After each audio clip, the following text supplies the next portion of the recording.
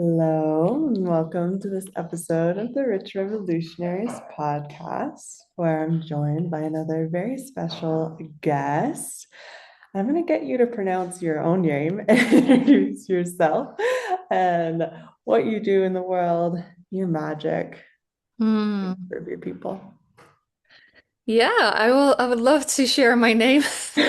Kind of a tough cookie for people that are not Dutch. It's Sietske. Mhm. My name is Sietske de Waard. I'm the owner of the House of Nia. We just today migrated the website, so it's like, oh my God, yes. And the House of Nia is, I would say. Um, okay, I'm just going to like full out on the bragging.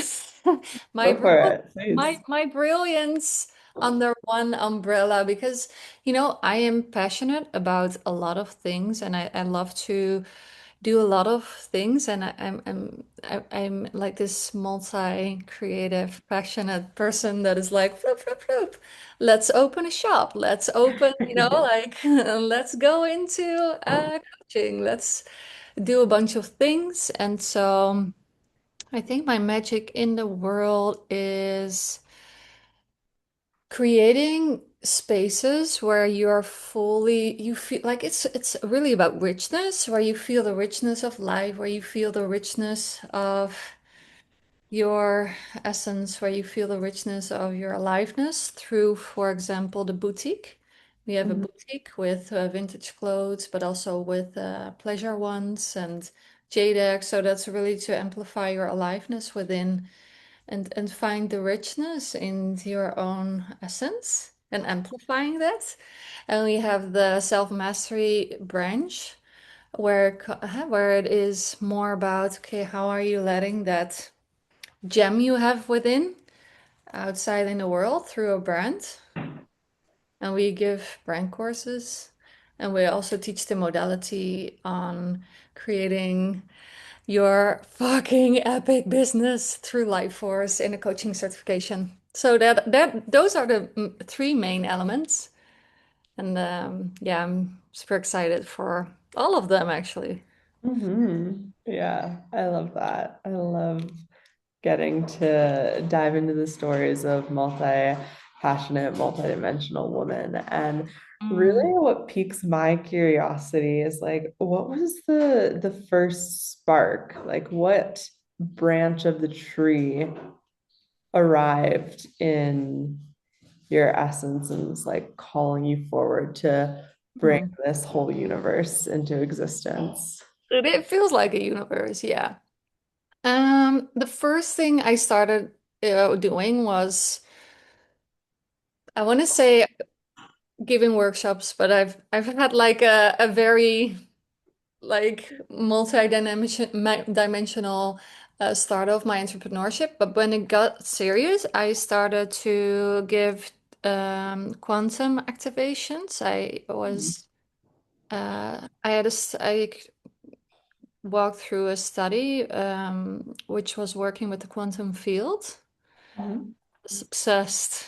I was obsessed. I was like, oh my God, this is so cool. You can create everything you want and do Uh-huh. everything you want. And it was so diverse. You could use it for, helping people with their health and helping people with their whatever is in your system. So I was like, yeah, that was the first company that I created. It was called the Love Rebels. And there I started to, give these quantum sessions first on sensuality. So we did Mhm. online retreats with co-facilitators, and that was a really cool project. And then I started to find my way more to entrepreneurship. So it's always been sensuality and entrepreneurships, I would say. Mhm. Yeah. Yeah. I love how embodied that you are in that as well. Mm. And for the listeners, we know each other through a mastermind called the Vortex with Shoshana Raven. And we actually had the pleasure of meeting in person Mm. this fall, and there's a point during the conference where my neck was really hurting, and I Ah, came over to where you're sitting. You're like, oh, well, let me give you a massage. Like, oh, okay, like I'll receive that. And I really felt the like when someone's really embodied in their sensuality, there's this energetic conversation that's going on between bodies that's like so like it's the sensual like erotic charge, and like I just my whole body like melted. oh, And wow. yeah, I don't know if you're aware. I'm not. I was just like, I think this girl's back is hurting. Let's do something about it. I'm quite practical in that way.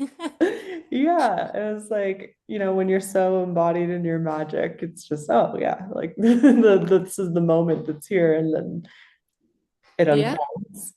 Um, so I want to like go even further back before we get into what's here now and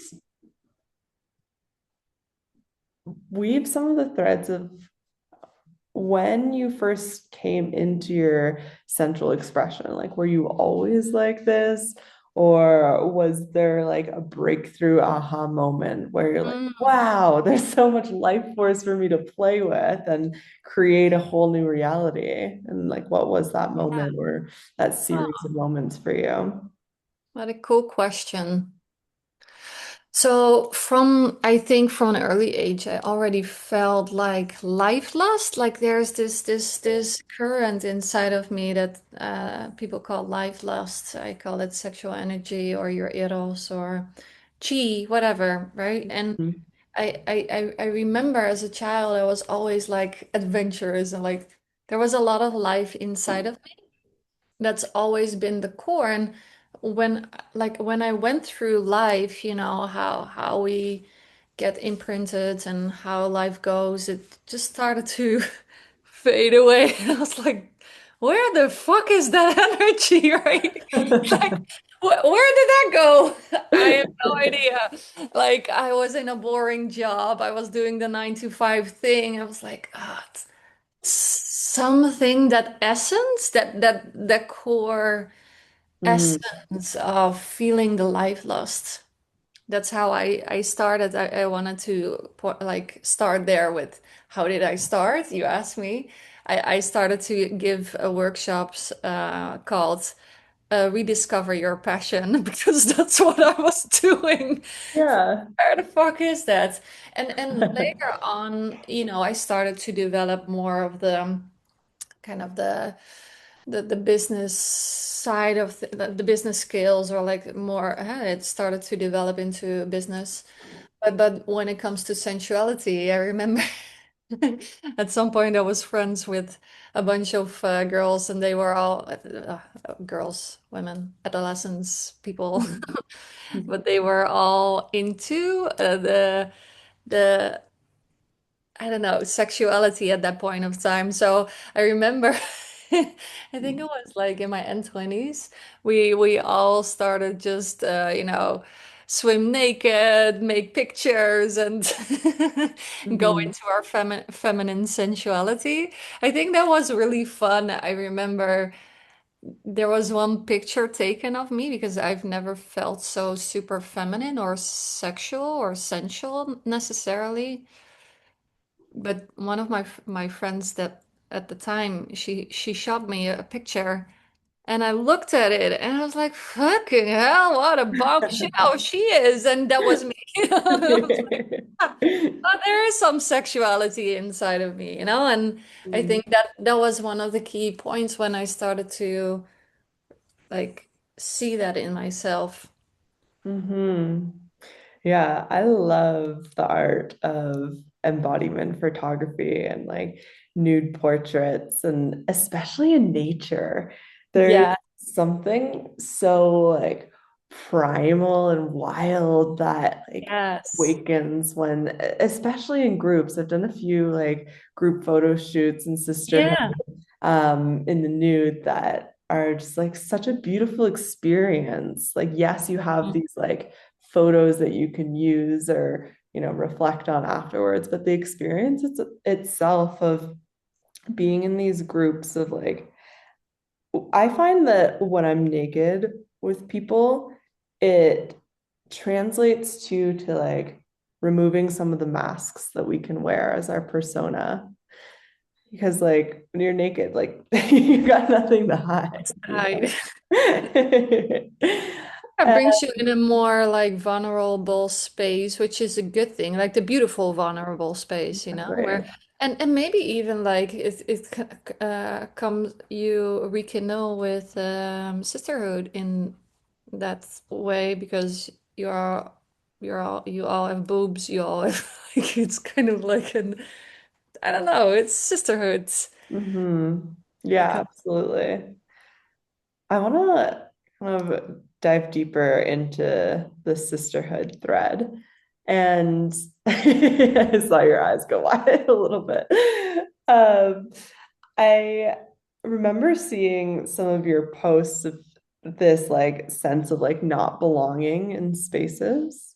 And I want to talk a little bit more about that and specifically sisterhood and entrepreneurship and yeah, just kind of giving you the floor to talk about whatever comes up for you in that realm, either like a story or a lesson or whatever. Hmm. I don't know what to say about it.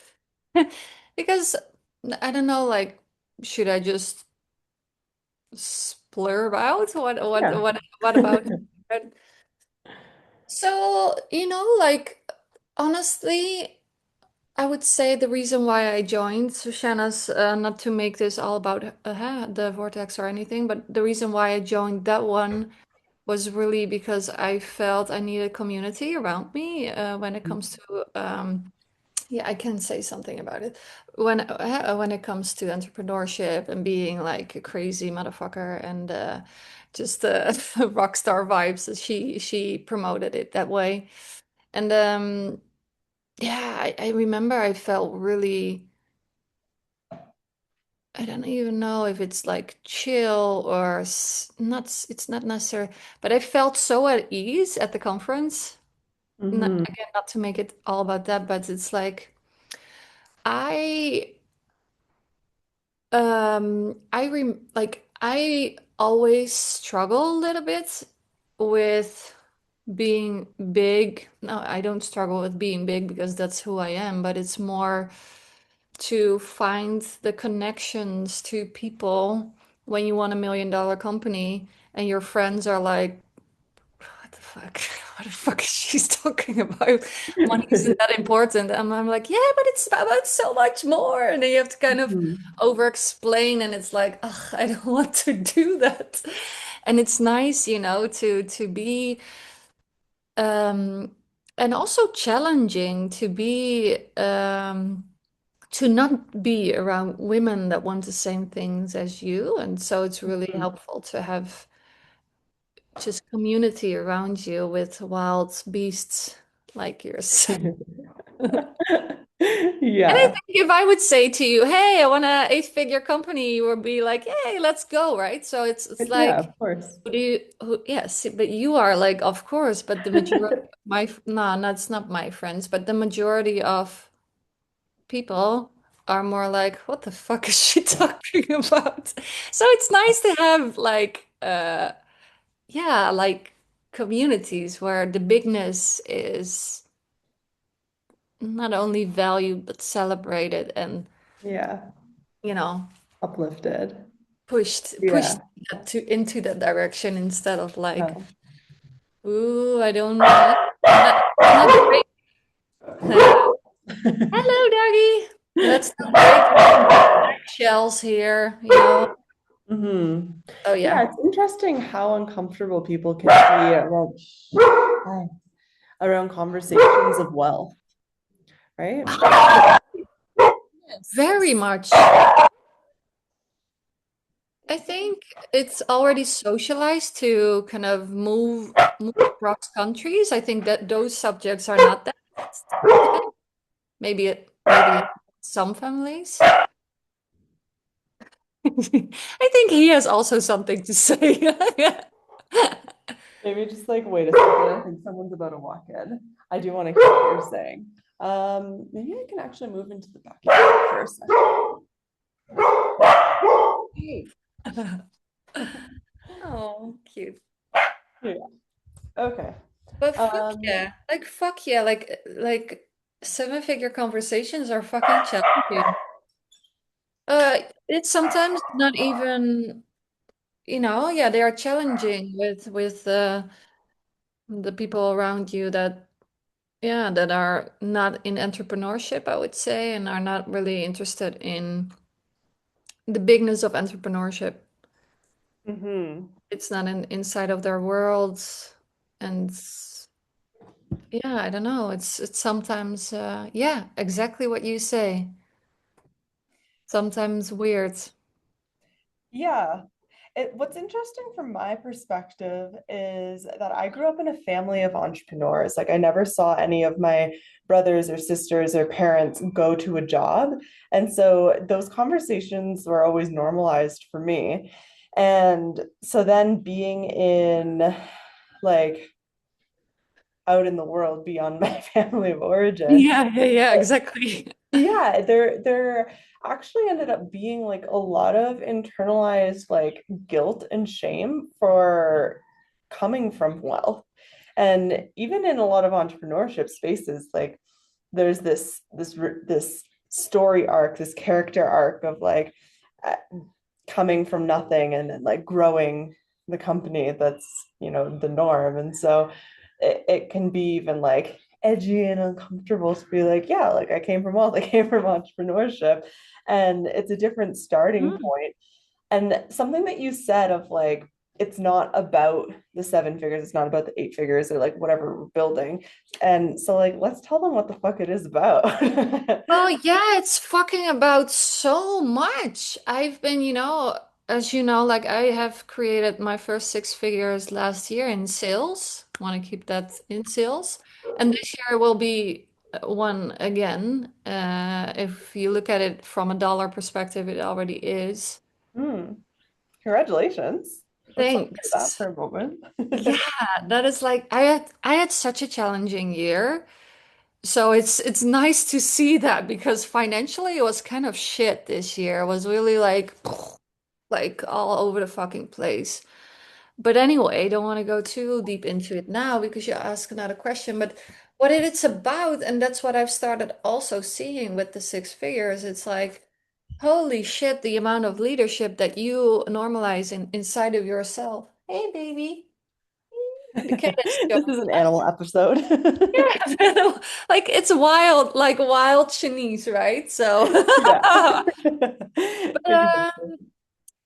it's the leadership, the self honesty, the self, the self deep connection and trust you need to have to lead yourself through every challenging fucking thing. Being able to. Yeah, like multiply your income and also stay connected to what's true and not let yourself get, away with numbers and such. And yeah, staying rooted in your safety no matter what. Also with challenges, it's like so big. And when I see it from I think the $1 million perspective and why I want it, I don't always know why I want things. I just want it. Like I'm like, Can why? that be okay though? Can we give our Yeah, permission like just to why like be in our exactly? raw desire without having to match it with a logical reason? Exactly. But it's like I love to create companies. I love to scale. I love to see what can we create? Like can we go bigger? Like can we, like is it possible? Let's see. And so when I come with these claims, people are always I don't know, like maybe this is probably all projection, right? So but it's like you get witnessed in a way where it's like it's not about them, but it's not about the money seats. Yeah, like I get these conversations a lot, and I'm like, but what if it just can be fun? Like, why do we need to make it so as if it's not, it's like, hey, I want a dress. I want it's the same. It's the Yeah. same. It's just the fun of it. Mm-hmm. And the wild erotic nature that just wants it. And I think I would love to normalize it instead of overcomplicating the reason why. No, it's just the fun of it, the expansiveness of it, the challenge, the adventure, the multitude of things. Mm-hmm.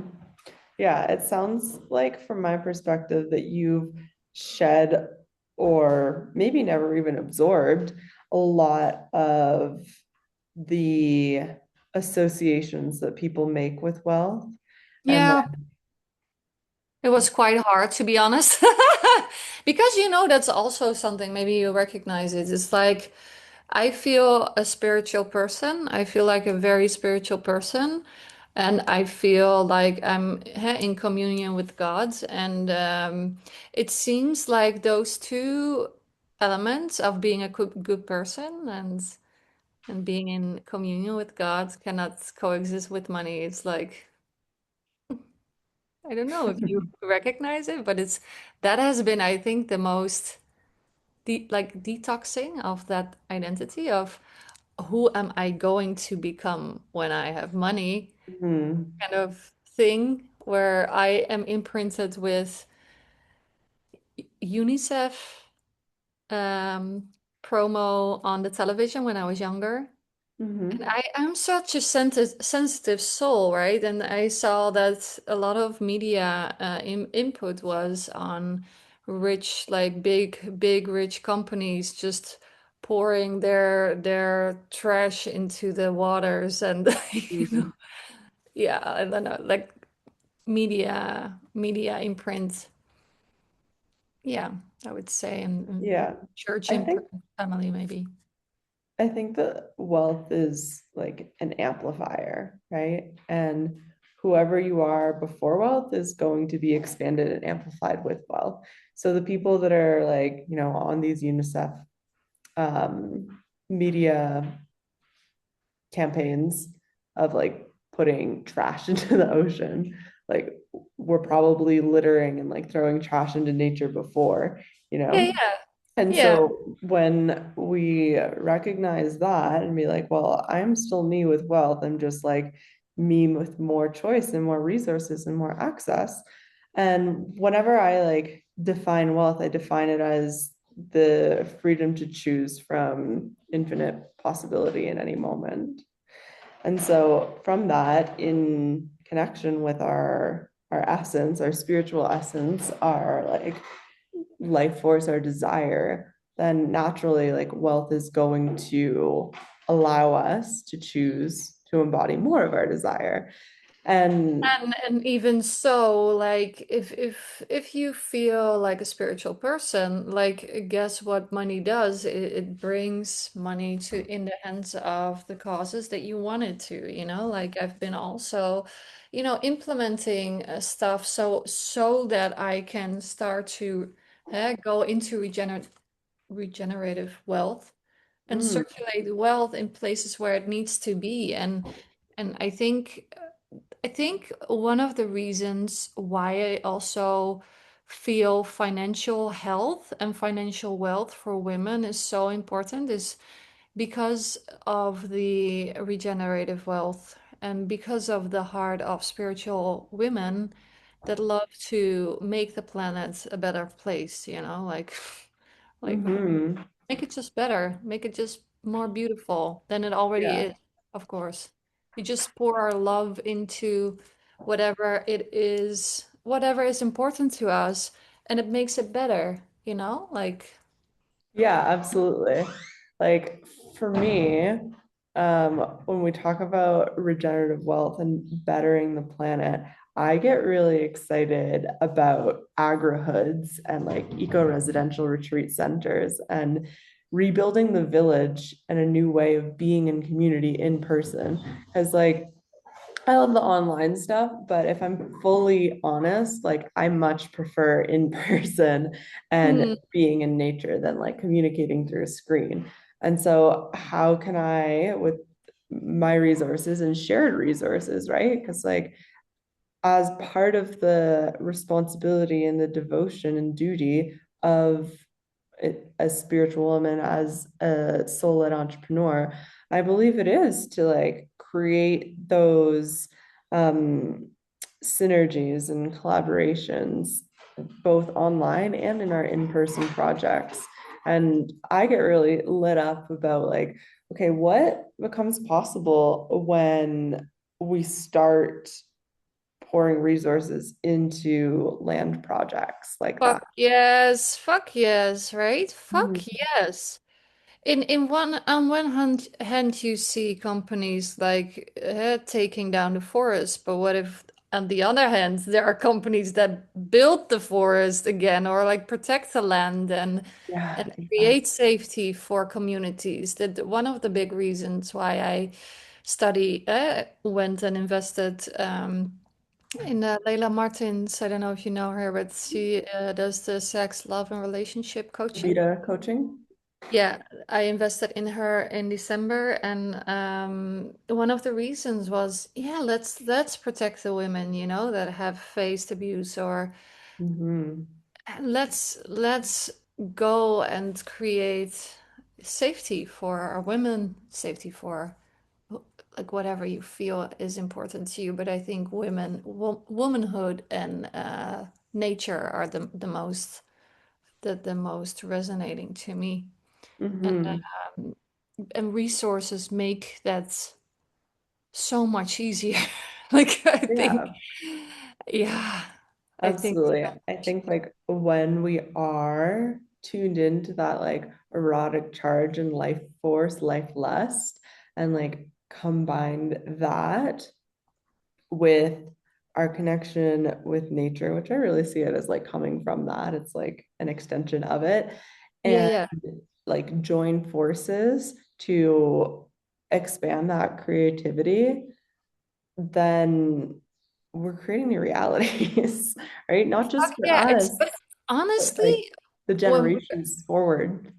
yeah, like when I hear you talk, I just see my passion so clearly in front of me, and it makes so much sense to me why I am like wealth and erotic power, because the erotic power is the life force behind the creation. Wealth is just an amplifier, so combine wealth and eros, like fucking hell, you and that's boom magic, man. It's like creating fucking magic in the world. So it figures that is the core of my brand, like erotic power connected to wealth.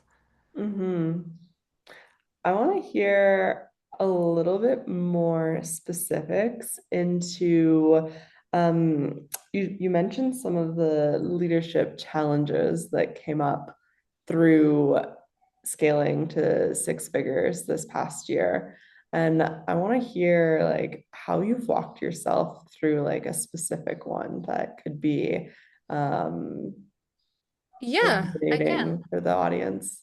So I think last year I scaled to six figures. I had my like different challenges. Then now I'm in the process of scaling to seven figures. That is what I have intended for myself. So shall I just do the from five figures to six figures first? Yeah, absolutely. And then what I've been facing this year, Yeah. like even rougher. No, like I think what's the first thing before I was able to create 10K months or 20K months in sales. I keep saying that in sales. It's like starting to create contract-based business, I would say. Mhm. So creating bigger contracts like 15K contracts or 30K contracts.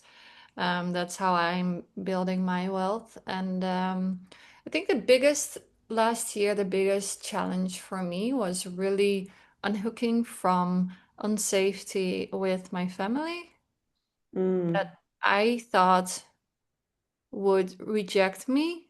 when I Mm. started to earn more money. And it was totally non-existent when I finally, I've not had any comment on it, but in my mind, there was just a like oh, these childhood issues where you just want to be normalized and not stand out too much. Mm-hmm. I think I just really um, took a lot of opinions of other people, and I didn't want people to get mad at me. Like that was the first, I would say, that was one of the biggest challenges because I was so afraid that people would think ill of me when I started to have more wealth. And also one of the other parts, it was like in the same kind of breath. My way was in that period of time was starting to um, send invites through voice message. Mm-hmm. But I thought people would really hate me if I would do that. I thought, oh my God, people will find me so annoying when I do that, or will be getting angry at me. So I think the first like people pleaser Mm-hmm. layer just had to be unhooked before I could get into a six-figure company. And then when I went and scaled from my first 10K month in sales to 20K months on a regular, this sounds so cool, right? Like, that was a cool period. Yeah, it was, I think, what was the deepest. I always have deep trauma patterns that need to be released before I can Mm-hmm. jump to the next. I'm not sure if that is for everybody, but that was for me. Mm-hmm. And there are some um, commitment issues were in my body where I was afraid that wealth would create something with my partner, with my current partner. And I was so afraid that my current relationship would end the same way as my previous one, which was hell. Mm-hmm. And I had deep internal commitment issues because I thought like, okay, if I will have money, then we'll probably go further into our future. And I'm like scared that we will break up again that then. And it was like, it's super irrational, obviously, because we were already together. But it's like I had really commitment issues. Yeah. So I had Mm-hmm. to kind of process deeper relationship and the ending of my previous relationship. Had to really like digest that, and then new the inspiration for selling my 20K, no, 15K was at the time, 15K masterminds started to happen, and I started to sell them. It was so it was so like I want to say one-on-one. I don't know if you understand what I mean by that. It was like I really digested a big chunk of it, and some information came through that helped me to sell the thing. And then in the period after, I started selling it. But the digestion of the thing and the implementation and the inspiration that comes from it, that Mm-hmm. was a longer period of time. But sometimes you have the last piece that is just going out, and then it's like tick tick. Yeah. Yeah. Yeah. In my world, I call that process like life alchemy. So Yeah. whatever we're experiencing, we get to like serve from that, and that gets to be the thing that builds the wealth. And I also like to talk about like leveraging our too muchness, and our too Mm. muchness can be as much as like being in that like wealth identity of someone who is a six-figure earner, or it can also be on the other extreme of like being the person who has big commitment issues and these like trauma, I don't want to say issues, but opportunities for growth, these commitment patterns, right? And Like, can we allow that full range, recognizing that it's like two sides of the same coin? Um, I want to hear more about your relationship with your partner and how that supports your entrepreneurial path. Like my partner is like the fucking best. I think I'm the best partner in the world. Sorry for everybody that's listening. I forgot him. No, but really, like, yeah, like we came together after I split up with my ex, and it was like first we started more uh from friendship, and Mhm. we didn't even I didn't even see him as my partner possibility. Mm. And then at Mhm. some point, it was just like we were dating, we were like sex buddies, and it was like, yeah, dating, sex buddies, friends, like whatever. And then at some point, I started to get more serious about a relationship. Mhm. And when I started dating people, I was like, yeah, but that's not, it has to be better than Tom partner because otherwise, like, what's the point? Yeah. I realized that honestly, he's quite a fucking good person, like comparison with the dates I was having, I was like, oh my God, I really want a mature guy, and this one is really mature. And Mm. and throughout our journey together, I think what what really stands out for us is we really grow together. And Mm. he's such an amazing support system because he sees me, I think, sometimes better than I do Mm. see myself. And he is like he has the same mentality as I. He was a professional footballer in the Netherlands when he was younger, like when he was Mm. 17 or something. Mm. So he has that sports mindset as well, and it's like so similar to entrepreneurship, I would say.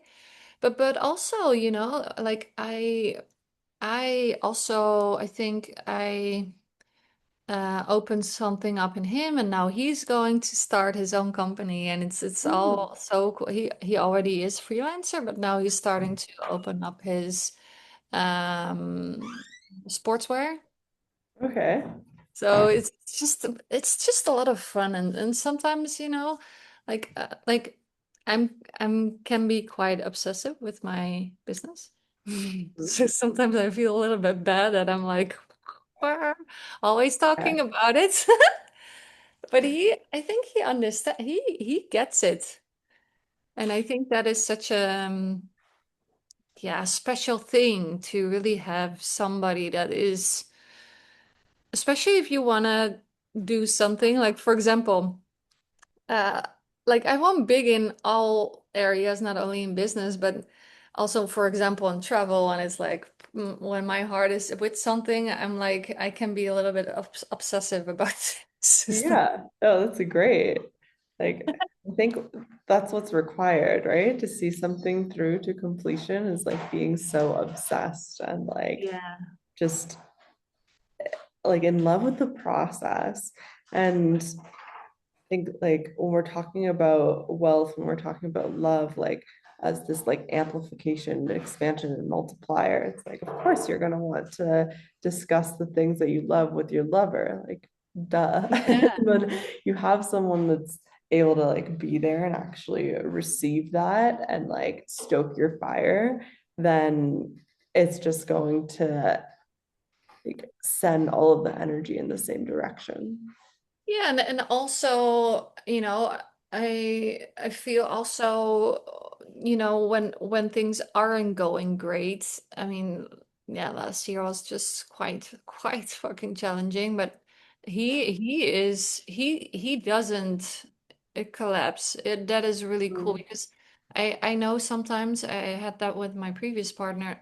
Nah, he was also a really good partner to have, but sometimes when you're in doubt yourself, Mhm. it doesn't really help if somebody else is taking over that doubt and starts to wobble. But if Mhm. somebody's reflecting to you like, you've got this, I trust you, like that is kind of fucking a big deal. And I think Absolutely. that takes you quicker, if not further, than if your partner is, I mean, yeah, we are all human, but it's nice to have a partner to that doesn't wobble next to me. Hmm. So that's really cool. Yeah. Like when each partner is like wobbling, then like the doubt is self-compounding instead of the trust self-compounding. Yeah. And that is definitely like an energetic that is more challenging to navigate, right? We already Yeah. have our like business challenge, but then if it like bleeds into interpersonal Mm, challenge, then it's like trying to 100%. build in quicksand. Yeah, yeah, yeah, 100%. And I know that I really need a good community around me, or I need really good people around me to really, yeah, feel, I don't know, induced with positivity. And Hmm. I think it's really important what your environment is and how you choose your environment. So really like navigating this completely on your own is challenging, but navigating it with people that constantly, mirrors negativity to you, that is more challenging, I would say. Yeah, no, And absolutely. Like I think as an entrepreneur, choosing our environment consciously is like half the work, oh right? yeah, yeah, Mm. like really on this journey, I think I've become really sensitive to, okay, who do I allow in my first circle? Hmm. Who do I, yeah, allow intimately in my life, also clients wise? Yeah, yeah, absolutely. Like as someone who's like super sensitive to energy, like yes, we can do all we want to do to like clear and cleanse and come back to center, but like that's also requiring our like energetic output versus like if we're just setting a standard for the people in our environment and creating like boundaries around that, then again, it's like the energy is amplifying and it's more effortless to be in that state of Exactly. overflow. Yeah, exactly. Exactly. Mhm.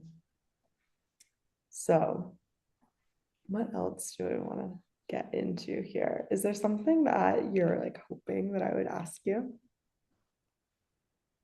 I don't know, like let's go into into the dark, shadowy desires, or something like that. Yeah. I don't know why that comes up. It's like, why? Yeah.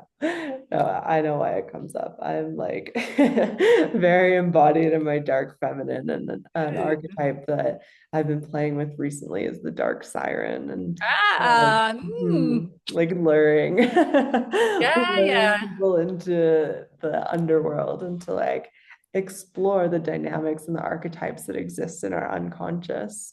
Um, I want to hear of like a team experience that really challenged your leadership and where some of like Okay, shadows I'm came up. sorry, but that is like so fucking one of the biggest challenges this year was that I started working with my best friend Rosa. No, I love her. I love her deeply. But that was the biggest fucking challenge ever. Like, you know what happens? I have like relationship trauma on my body with people leaving me, so that is quite I'm not like, I always hope that at some point it's gone, and I'm not triggered in it that much now, but it's like when we started working together, like she's my best friend, and Mhm. I was like, yeah, let's work together. That would be the dream, right? It was fucking hell. But it's not because like we started to like I onboarded her to the coaching certification, and um yeah, like at that point of time she was like, yeah, let's go. And after she had some challenges of her own and her energy dropped like from here to like to zero or something. So she was constantly like pushing it To the further side. further ahead, further. And I was like, damn it, I want to go, you know? So we were not aligned in our same energy. And at the time that we started, we created the Planetary Wealth Festival, which was our biggest event yet to date. We had 300 participants, so that was quite fucking cool. But Mm-hmm. having team dynamics at the back end of it was like, oh my God, I have been so challenged in that. Like when I was in Denver, Mm-hmm. I was still hosting that event at the same Okay. time with the jet lag, team team problems, like no sales were dropping in. So I was like, oh, damn it. So it was like we really wanted to work together. And I think by just admitting that it wasn't that great of a match, our unwillingness to just face that, I think we just are too different in two different, eras of our lives. And Mm-hmm.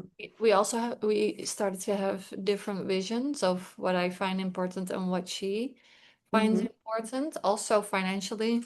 Um, so it just triggered so much inside of me. Like, can you really say to your best friend, like, I want this, and if you like, yeah, like I want this, and if you want something else, okay, then we stop the collaboration Yeah. without, without it's like creating a collapse inside of the friendship. I think that was the biggest um I would say Tension issue. point. Yeah. Tension Mm-hmm. point that you really want to keep the relationship like very good. But we did. We actually have a better relationship now because we Mm-hmm. ended the work relationship, and I think that was like a fucking blessing to not have that anymore in our lives for both of us. And the friendship just became better. Mm-hmm. It sounds like there was like a differential in the like desired speed of execution. Also, And like, can you share a little bit more specifics of like what your vision was and what the other person's vision was and how those differed? well, we are in our like it's quite difficult to understand to explain because the nuance was so we are so close to in leadership how we envision, but in the essence still it's like too much apart. So it's almost like yin and yang. We always call ourselves yin and yang. It's like we want great impact. She felt it would be more by being Mm-hmm. opening and see what comes. And even though I'm also in that way, like she had more of the I didn't even know how we had so much trouble like to see where we are too different so we could par because we were so similar. But I want $1 million. She wants to sit on a bench like Eckhart Tolle, right? Mm-hmm. A little bit like that. In the core essence, we have the same desire, bringing this to the people in a big impact. But she is more like the Muji Eckhart Tolle rest in peace kind of person, and I'm Mm-hmm. like, fuck, let's go, blah, blah. So it's like I'm the active force, and she's like the receiving force. Mm-hmm. And I don't know, like we couldn't match it. It was too different. Mm-hmm. Yeah, it's two very like different leadership styles. Fuck And what yeah. I find interesting is in myself and like in my business is that I tend to like cycle through different ones. Like sometimes I'm more of that like Eckhart Tolle, like receiving style. And other times I'm like, let's fucking go and like super Yeah. fiery. And so, like, for the listeners too, I want to illuminate that like possibility of like cycling through different ways of being and being super honest with like where you're at, what cycle you're in, and choosing like collaborations and partnerships and projects from that honesty. Because I Yeah. too have had like a lot of collaborations that like haven't worked out because of that like difference of like I was in a season of very like let's go, and the other person was like, oh, like let's make it slow, let's do Yeah. like a free thing. I'm like, no, no, no, no. Like we're here to like Yeah. have massive transformation. Like that's not going to happen through a free space. Or like some other things is like agreeing on the workload with marketing and sales. Like you said, there wasn't like a lot of sales coming in. It's like, okay, well, we need to adjust what's happening and the actions that are being taken versus like, oh, like, well, it's just how it is. Yeah, well, yeah. Like we were so overloaded with all the other elements of running the festival, having team things, having fires inside of the festival. Also, I think one thing that I keep coming back to also with collaborations and just stuff, like outsourcing or whatever. I think expecting the first time that it goes right is the wrong way to look at it. I Mhm. think honestly, expect the first collaboration to define what you want. And if you can get to a point where you continue, that is a blessing, but it's not like standard. Really, really, Yeah. because if you have never outsourced, for example, we had this with the VA also.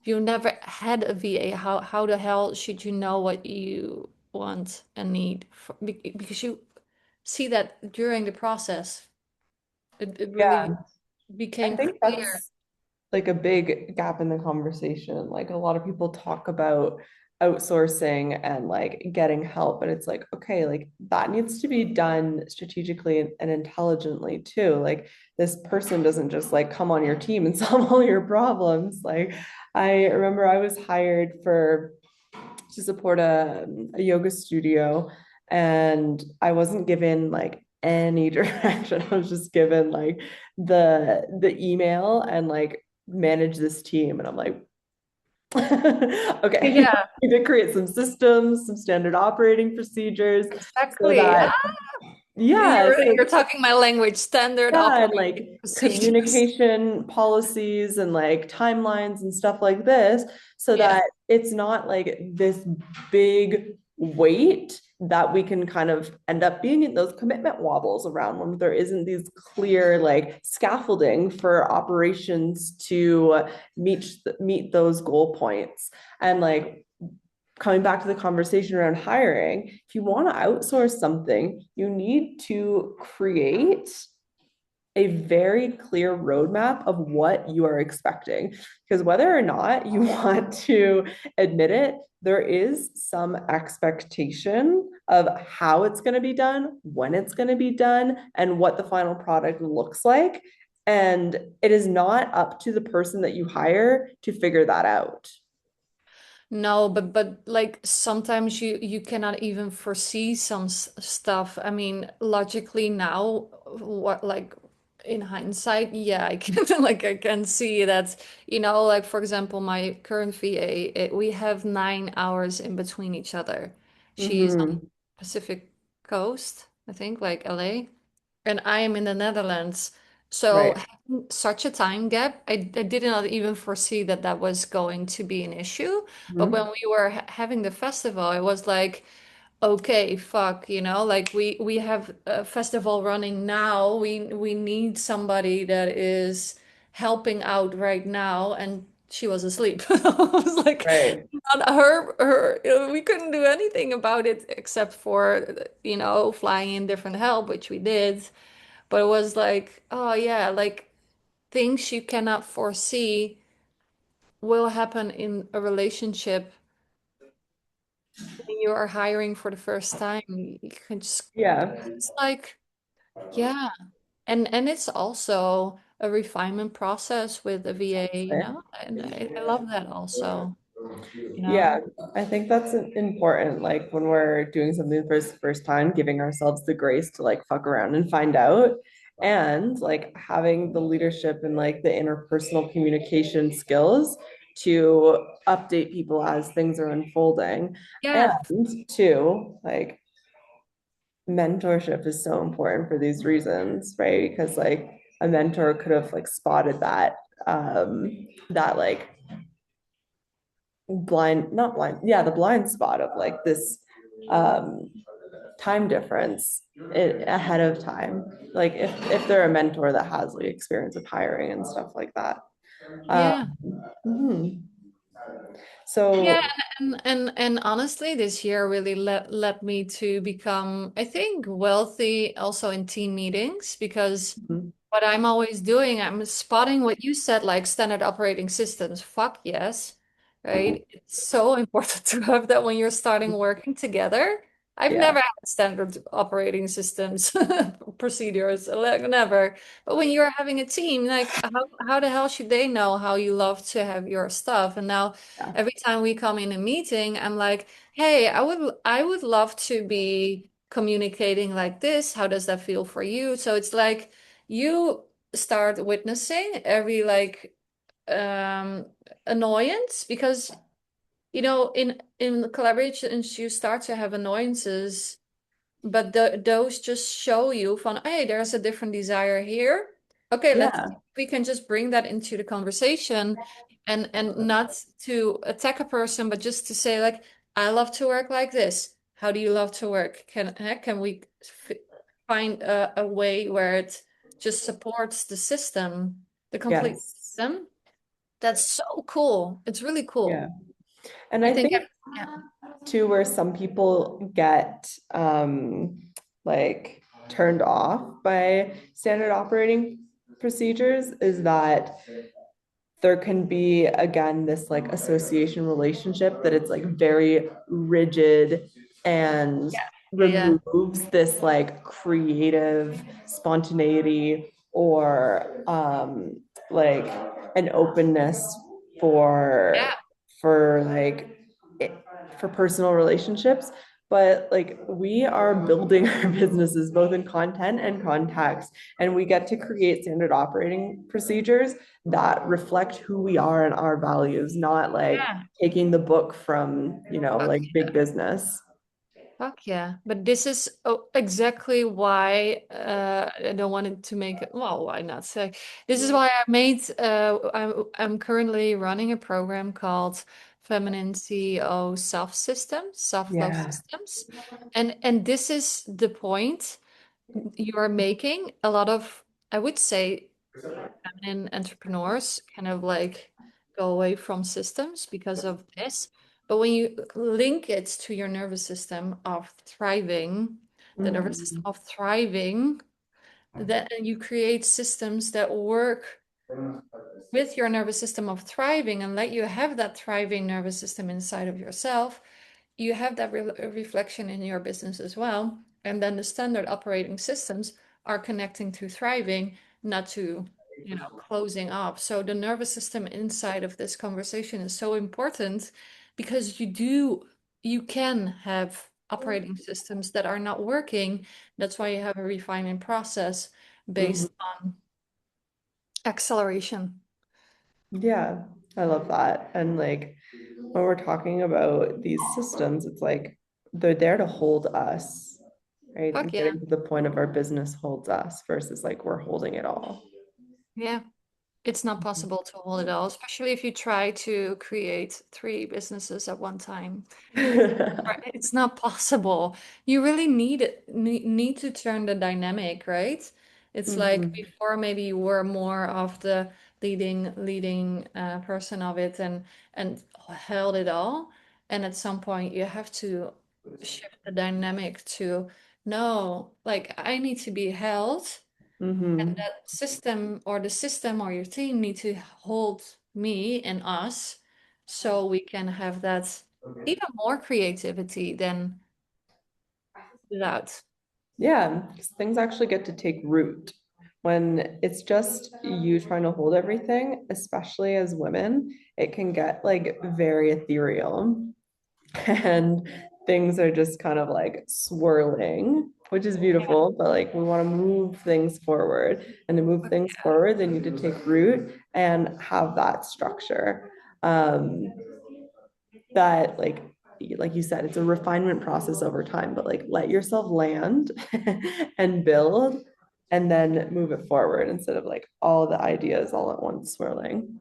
Yeah, yeah, completely. And if you have multiple things, passions or things, then especially like structures will help you because you can just plan, like create space for it, like literally in your calendar. Okay, create space Mhm. for the certification that I'm doing for Leila Martin. Okay, create space for this brand, create space, you know? It's all about creating space in the way that it works for you really well. Mhm. Yeah, and like it becomes easier to create space when you have those like structures that signal to you and your people like how much space something requires. Also, yeah. Yeah, but it's so cool. Like I've never done that, but exactly what you're saying. At some point, like our VA was taking like an insane. This is obviously my perspective, an insane amount of time to create something. I was like, what the fuck? Okay, hold on. So, but now it teaches me like, how the hell does she know that it can only take 5 minutes? I know. So now with every task, I will just provide, okay, this takes so long, this is required. There you have the standard operating procedure. You can look at it on YouTube, blah, blah, blah. Mhm. So it's so fucking clear. And you can do that for yourself as well, which makes everything just so much easier. Yeah, it's bringing in that like focus and direction. Yeah, really container containment. Also, like, yeah, with hours, how many hours are you giving somebody? Well, you can just see how much time you're giving somebody because you're, creating time frames for it. So, it's super containing. Yeah, Hmm. nice. Hmm. Okay.